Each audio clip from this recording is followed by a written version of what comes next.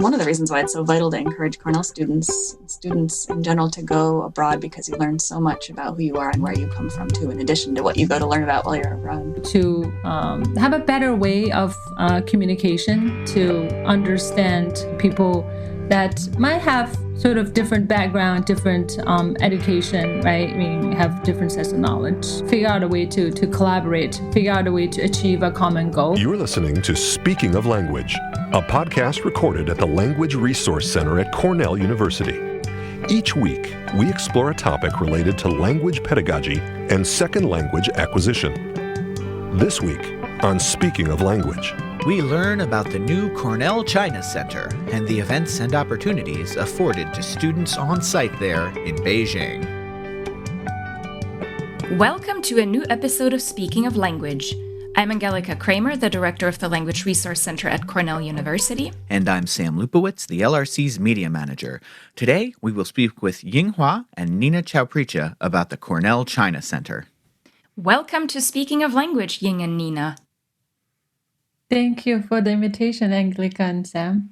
Yeah, thanks for having us here. So the Cornell China Center does all sorts of interesting things, both on campus and in China. Can you share with our listeners a little bit about what the mission is and what your role is within the center? Ying, why don't you get started? Okay, so the Cornell China Center is a fairly new unit on campus. It's officially launched in 2016, but it's built on a century long of in-depth engagement between Cornell and China. So our mission, I'm going to give you first an official version and some interpretation of it, at least from me.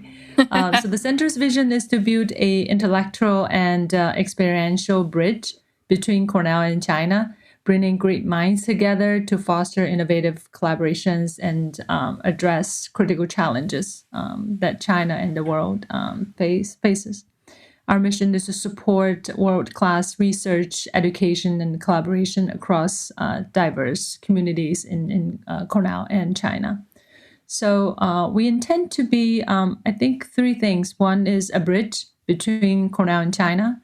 And the second is a window for China to learn more about Cornell, different aspects, different colleges, different groups of Cornellians.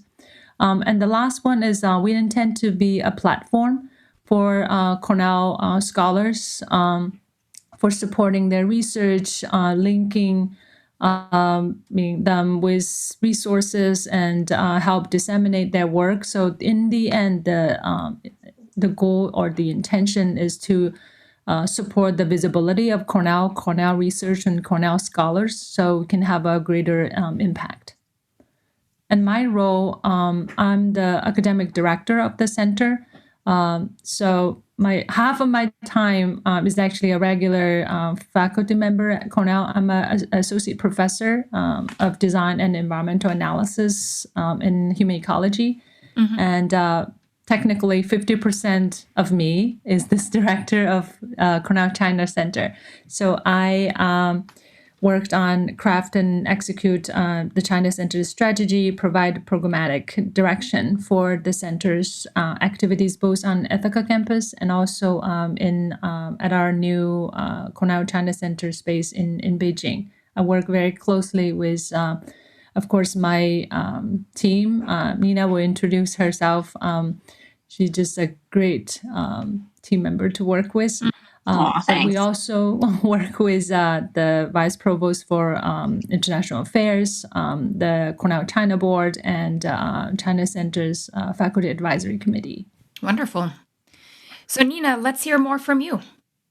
Yeah, I'm Nina Chaopricha, the Ithaca Campus Coordinator for the Cornell China Center. And as someone who loves to plan, manage, organize, coordinate things, this has been a great role for me. I've really enjoyed being involved and getting to use my skills and talents to help advance the Cornell China Center's work across Cornell and the world. I've been organizing faculty grant programs. I organize events on the Ithaca campus. I help think about strategic direction for the center. And it's been really exciting that we opened our new center in Beijing in November, right before COVID hit.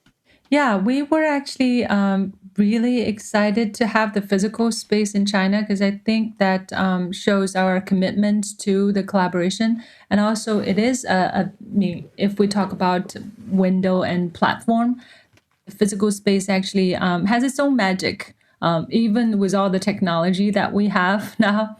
And in 2019, in November, President Pollock, in Provost Kotlikov, and also the chair of Cornell Board of Trustee, all three of them actually traveled to China to open the office in Beijing. And then this was also the time we had our first Cornell China Forum. And now, even though we only had it for 2 times, but we intended for it to be the signature event of Cornell in China. As a fairly new unit, both on campus and in Beijing, what were some of the programs and projects you facilitated this year? Actually, in the past year, we thought it will be, the space will be quiet, right, because of the COVID impact. But in China, life started to go back to normal a bit earlier than here in the States. So we actually get to start to have events and activities in the center in October and November last year. And also, this has been a special year because we have a large number of Cornell Chinese students actually in China. In the Over fall, there 1,000. are over 1,000, Wow. right? Right now, there's still close to 800 students in China. So something we actually at the launch of the center and the new space, we didn't include it in the original set of and sort of missions or goals about serving students. It wasn't there, but now the space actually become we call it a home away from home for those hundreds of Cornell students. We were happy with that decision. Yeah, even it was just months before Yeah, COVID hit fortuitous. China. Yeah. Right. We had we call it a spring social for students and young alumni. But for that event, we actually get to invite the chair of the Cornell China Board, Mr. Jonathan Zhu.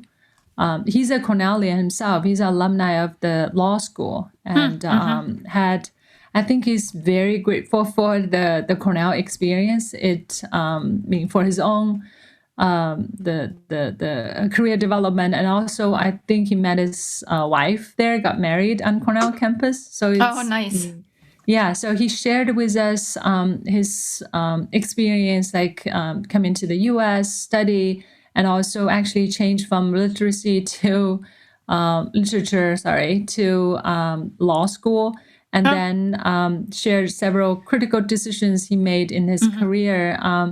And answered a lot of questions from the students. It was a really dynamic conversation. Wonderful. And I had to pull him out of the space because the students just won't let him go. Yeah. Yeah, so this is one type of activities that we have, kind of engage different groups and then have a diverse audience. And I can also very briefly mention, we also had another event which we bring together the deans of Cornell Tech and the dean of Cornell Tech, Greg Morissette, and dean of the Computing and Information Science, Kabir Dawala.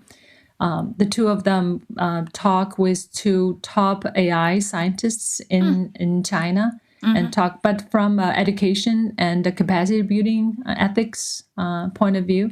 So that was a virtual event, but now we sort of organize either in person or hybrid or online events in the center. That's fascinating. So, Ying, you just talked a little bit about the role of students, especially in Beijing right now. What other opportunities are there for students to get involved in the Cornell China Center, maybe also on Cornell's campus? And why is it in general important for Cornell students to have international experiences and see international viewpoints. Yeah, maybe I can first answer the latter part, the second part of the question. So I am Chinese, and I see myself really benefit from that decision and experience studying in the U.S. So I came to the States after I finished my degree in architecture. Both bachelor's of architecture degree and a master in building science. At the time, I was being really interested in learning more about sustainable building. So I came to the States, study at Carnegie Mellon University with two advisors who are actually very interested in China, being very open to sort of different ways to approach design and sustainability. So I really think that experience broadened my scope, not just allow me to learn sort of the state of art, learn the best sort of strategy, knowledge about how to create sustainable buildings, how to create facilitating space for people to work and learn, but really allow me to kind of think about how what questions need to be asked, how I sort of structure study, how I consider all different aspects of needs of individuals, groups, and how to use design solutions to address it. So I really never regret that decision. Even my parents probably think shouldn't let me go, because once I left home, I didn't Come now back. I only visit them, right? But after that, I in my own teaching, I actually paid a lot of attention to create that kind of opportunities for my students. So I teach, for example, joint studios with collaborators in China. So I drag my studio to visit sites in China, spend a week, 2 weeks in China. And it was really fascinating to me that to see the changes that week make to my students, not on their, it's actually about how they, because many of them actually, those trips was their first trip to Asia or first trip to China. And then it's fascinating to see that before the trip, or even more so their family are pretty nervous about making that long trip. But once they're there, you actually see there are a lot more in common between them and their peer, the young people in China, right? And then luckily, I think the Chinese students' English is pretty good, so there's no communication barrier. But those kind of first-hand experience gave the students an opportunity to kind of see and feel and communicate and just to I don't know, both from a professional point of view, because China, the built environment is actually, the development is very fast, a lot of opportunities, right? But also to have a better way of communication, to understand people that might have sort of different background, different education, right? Have different sets of knowledge from them, but still figure out a way to collaborate, figure out a way to achieve a common goal. For our cases, is just a design project, right? So I really think that will be a necessary actually component of a higher ed experience, maybe right, long or short. So this that's also the reason I at the time applied for this director of China Center position, so that I get to create more opportunities for students and colleagues at the university level, in addition to just my own field. And then talking about, Nina also had a experience being both study and work in Hong Kong, in Germany, and she can also talk about her experience. And I also let her to talk about more about the student opportunities, because we do work with students. Yeah, I lived in Germany for 2 years of my life in first grade and 11th grade. I went back as an exchange student in high school. And then in grad school, I did some PhD research in China for a couple of years. And in between, I worked in Hong Kong for a couple of years. And through all those experiences, one of the great things has been learning more about myself and my home country, too. I think by going away, you learn a lot about yourself and where you're from. And I think that's why it's one of the reasons why it's so vital to encourage Cornell students in general, to go abroad, because you learn so much about who you are and where you come from, too, in addition to what you go to learn about while you're abroad. And in terms of, for Cornell students, ways to get involved with us on campus, we have a couple of different ways. One is we really benefit from our student employees. We have student communication assistants who work with us to help us produce posts for our WeChat account, which for Cornell alumni and families and friends in China, we translate important news into Chinese. We create news about China and its different, or about Cornell and its different colleges. And we try to share things about Cornell that are relevant in China for our friends there.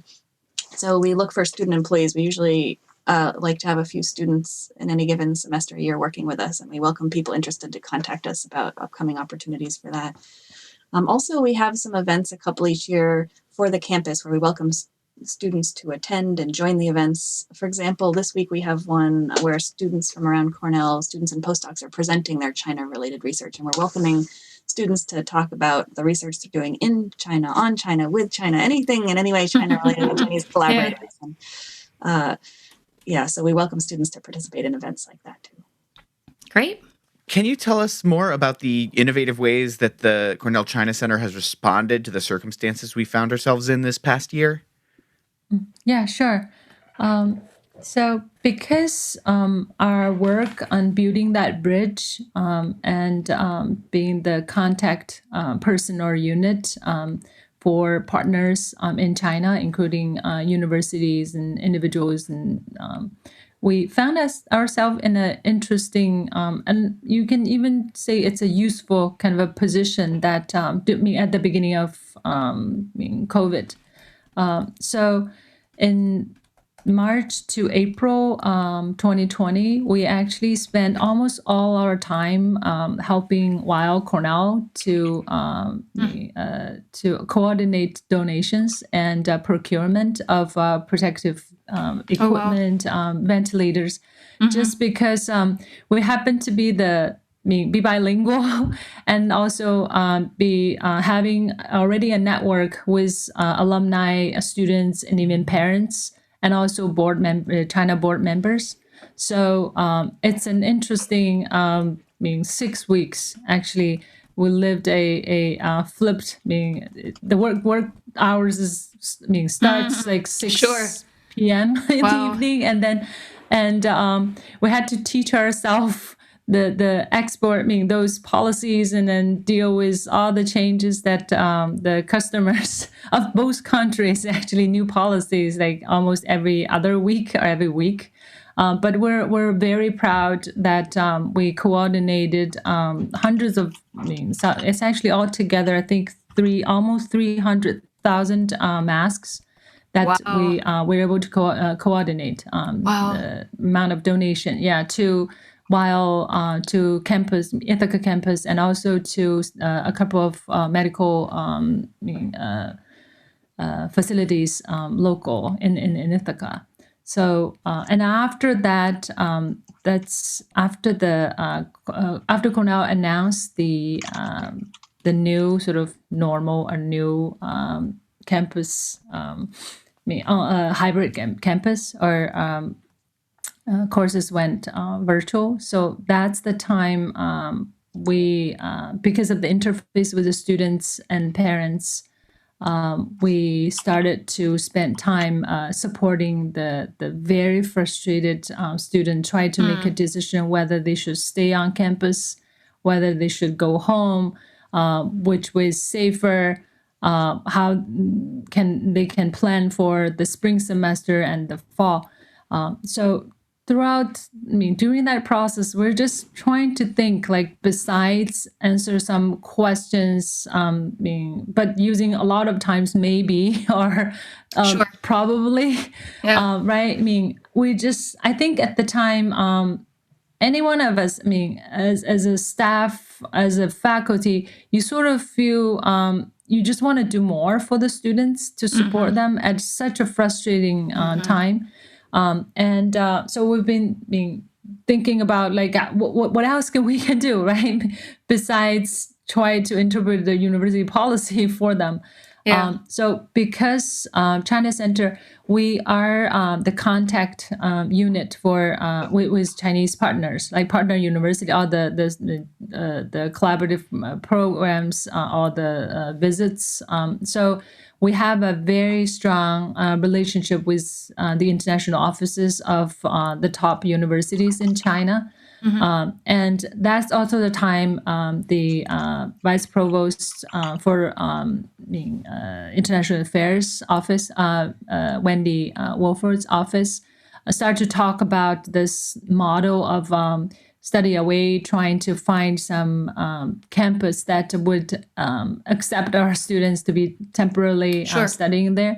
So we just, volunteered ourselves. I volunteered myself to be the communicator, to present this proposal to Chinese partners, and then try to persuade them that since their students, their international students cannot go to their campus because of the travel ban, can they consider giving our students that capacity, leave that capacity for Cornell students. So it's a lot of WeChat messages, thousands, tens of thousands of WeChat messages. But I'm actually, I'm quite impressed that those Chinese partner universities, because they have many, many reasons to say no, because there's a lot of risks associated with hosting grad students, right? Large, but we're talking about hundreds of students. But they understand our situation, because that was the time Chinese campuses are already were going back to normal. They still have a very strict campus policy, but classes started to back to normal, and students can live on campus. So we spent probably 3 months working on talking with those partners, try to get as many spots for our students, and then work with global operations to kind of shepherd or support the quick development of the exchange agreement. Yeah. So in the end, I think we helped to find a campus living and studying opportunity for 420 students in the fall at 6 universities in mainland China, plus one more in Hong Kong. Then also because the impact of COVID just continues, so we get to talk to those partners again at the end of the fall, and to continue that study away program. So right now there's still about 300 students in those 6 nice universities. That's great. In China. Wow. Which, I think students appreciate that connection to campus life resources that they need, and more importantly, it's also they get the connection with the Cornell community, because they're usually from 20 to 200, depending on the partner university its capacity. So they actually get to see and study with their fellow Cornellians. And complain about some of the late night class together. I guess suffer together or struggle together is one way, right? We get through college courses. Oh yeah, we've all been there. And some of them really find silver linings. And we have a student in Tsinghua's women's soccer team. And we have students playing leading role in drama class at university. Yeah, these are talented students. And then once they have the resources, they thrive. So this is something we're very happy to see. And I think it's not just the students who have been appreciative of the study way, but even prospective Cornell students. I've heard from a colleague at Cornell who works with Chinese high school students online that several of them changed their mind from attending Cornell competitors to picking Cornell as their first place after hearing about the success of Study Away and how Cornell has worked really hard to support its international students this year. So I know so many people at Cornell have worked so hard to support our international students and staff this year, and it's being appreciated that you can see that globally. That's great. So where can our listeners find out more information about the China Center? Our website is chinacenter.cornell.edu, and at the bottom of our homepage, we have a QR code that people can scan to follow our WeChat channel as well. We also have listservs for Cornell faculty, staff, and friends and colleagues of Cornell. So if you're interested in joining to hear about our upcoming events and opportunities and news, feel free to contact us. Our information is listed on our website. Wonderful. All right. Well, before we sign off, we'd like to ask you both to share your favorite word in a language you speak, love, or are learning. Let's hear it. It's tough for me because I have two. In Chinese, I love the phrase 加油, which is like add oil. And I love that because it conjures up this feeling of, yes, let's put gas in the car. Let's go. We can do this. Yeah. Message of support to a friend. And probably my favorite word in the whole world is a German word, and that is Donau Dampfschifffahrtskapitänskajüle. And that translates basically to meaning like the captain's quarters of a ship going down the Danube River. And the fact that that can all be packed into one word in German, I just found amazing and awesome. I learned that word in my high school German class. And Nina, I am just thinking, because we add hashtags to our social media postings, that's going to break Twitter. That word is way too long. No, I hope that starts trending. I really do. Yeah. Oh, too funny. So Ying, what about you? So from me, this is actually, I have like a page full of characters in front of me in Chinese, but probably I would say, it will sound sort of strange. So the character of my first name, Ying, for a long time in my teenage years, I really don't like that character. And I even had like a group of mine trying to figure out a new name for me. That was constantly a topic for at least a couple of years. But now I actually really like this character. So it on the surface, it probably just, if you ask a Chinese, he usually will tell you it means smart. With the growing of ages, I started to sort of learn multiple layers of what smart means, not just about for a young person probably means the character probably means learn things quickly, that you feel very good about yourself, that you can learn things quickly, you're smart, and then gradually you start to sort of adding layers to that and thinking it actually about being wise. You can see through the surface and understand either the mechanism or the underlying meaning of things. And then now I'm really sort of looking forward to the next stage of kind of being more relaxed, and then because of the understanding of things that you don't need to sort of rush to like make yourself visible. And it's more about wisdom than just the smart on the surface. Every day there's something new to learn and to think about. Yep. But that's a good thing, right? We like learning. Yeah. Definitely. Sometimes it's not very pleasant, but it is a good thing. I agree. Great. Well, Ying and Nina, thank you so much for speaking of language with us today. Thanks for having us. Thanks a lot for this opportunity. Next week, we will share the highlights of a conversation between myself and Fatima Sumar, founder of Cornell's Translator and Interpreter program and now working in the Biden administration. We will talk about language access and equity. Until then. Auf Wiederhören! The Language Resource Center is located on the ground floor of Stimson Hall on Cornell's main campus in Ithaca, New York. Check us out on the web at lrc.cornell.edu or look for Cornell LRC on Facebook and Twitter. Speaking of Language is produced by Angelica Kramer and Sam Lupowitz. Recorded by Sam Lupowitz. Original music by Sam Lupowitz, Dan Gable, and Joe Gibson. Thanks also to the College of Arts and Sciences at Cornell University.